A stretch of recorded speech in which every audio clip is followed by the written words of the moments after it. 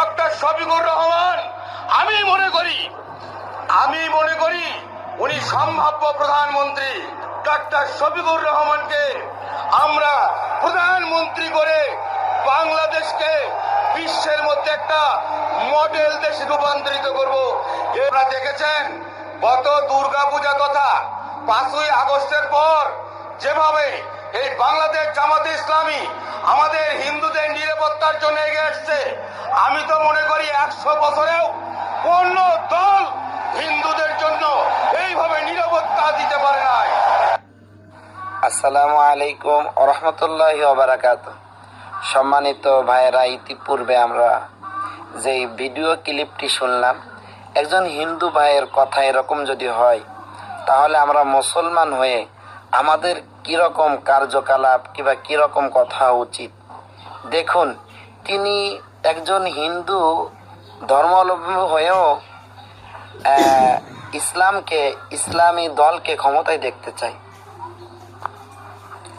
তাহলে আমরা যদি আসলে ওনার ফুল বক্তব্যটি শুনি তাহলে আমাদের আরো কিছুটা বুঝ আসবে। এই জন্য আমি আর বেশি কথা বাড়াবো না।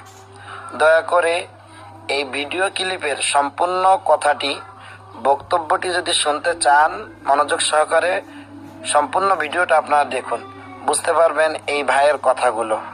এবং কেউ টেনে দেখবেন না, সম্পূর্ণ ভিডিও ফুল দেখুন, ইনশাল্লাহ বুঝতে পারবেন। আর যদি ভিডিওটি আপনাদের কাছে ভালো লেগে থাকে তাহলে লাইক, শেয়ার, কমেন্ট করে অন্য ভাইকে পৌঁছাই দিন। সম্মানিত সভাপতি, বাংলাদেশ জামাতে আমির ডক্টর শফিকুর রহমান সহ সকল জামাত শিবিরের নেতৃবৃন্দকে আমি আদাব এবং সনাতন ধর্মাবলম্বী সকলকে আমি নমস্কার দিয়ে আমার সংক্ষিপ্ত বক্তব্য শুরু করছি। অনেকে হয়তো মন্তব্য করছে যে হঠাৎ করে আমি গাইবান্ধা জেলায় সনাতন ধর্মাবলম্বী এখানে এসেছি বক্তব্য দেওয়ার জন্য, হয়তো আশ্চর্য বোধ করতেছে। আমি দীর্ঘদিন যাবৎ বাংলাদেশ জামাতে ইসলামীকে সমর্থন করি এবং ভালোবাসি। আমার প্রয়াত বড় ভাই, উনি ছোটবেলা থেকেই জামাতে ইসলামীর সঙ্গে সম্পৃক্ত ছিলেন। উনি আজ 10 বছর যাবৎ উনি মৃত্যুবরণ করেছেন। তার পরবর্তী হালটা আমি ধরে আছি এই জামাতে ইসলামীকে।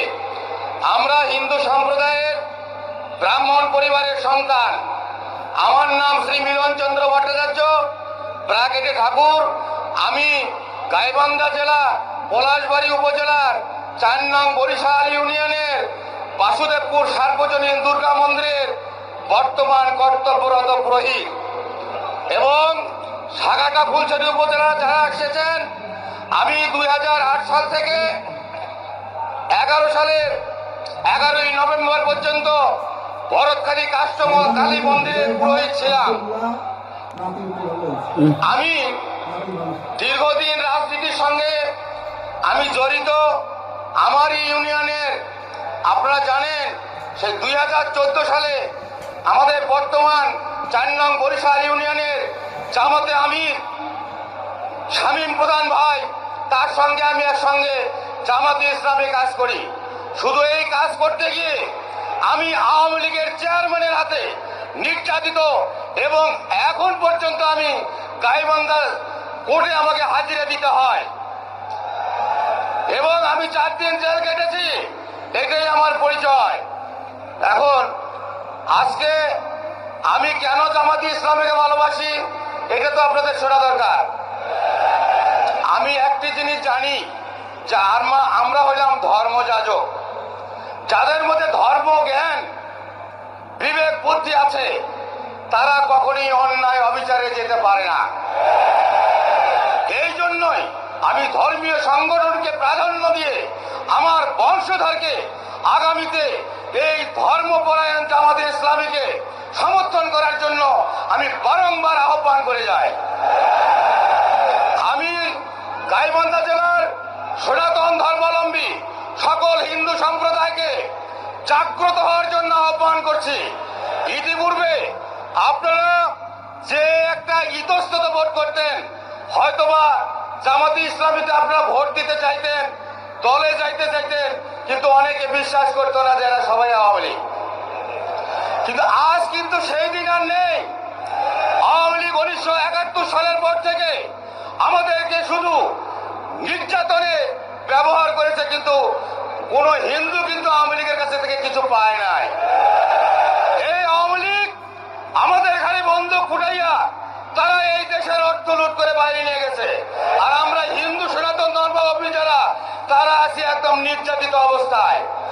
আপনারা জানেন, আমি হিন্দু সনাতন ধর্মাবলম্বীকে অবগত করতে চাই, এতই যদি আমাদের হিন্দু সম্প্রদায়কে আওয়ামী লীগ ভালোবেসে থাকে, এই 2014 থেকে 17 সাল পর্যন্ত অর্ধ শতাধিক মন্দিরের পুরোহিতকে হত্যা করা হয়েছে। আপনারা কয়জন পুরোহিতের বিচার চেয়েছেন? কয়জন পুরোহিতের বিচার পেয়েছেন?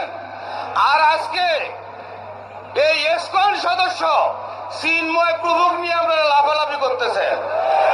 এই চিন্ময় প্রভু ইসকন সদস্য যারা আমাদের হিন্দুদের মধ্যে বিভেদ সৃষ্টি করেছে। আপনারা উত্তরবঙ্গে ইউটিউব সার্চ দিলে দেখতে পারবেন, রায়ন চক্রবর্তী শুভ তার সঙ্গে এই ইউনিয়নে এই ইসকন সদস্যদের কত ভাগ বিতরণ হয় বা হয়ে আসছে।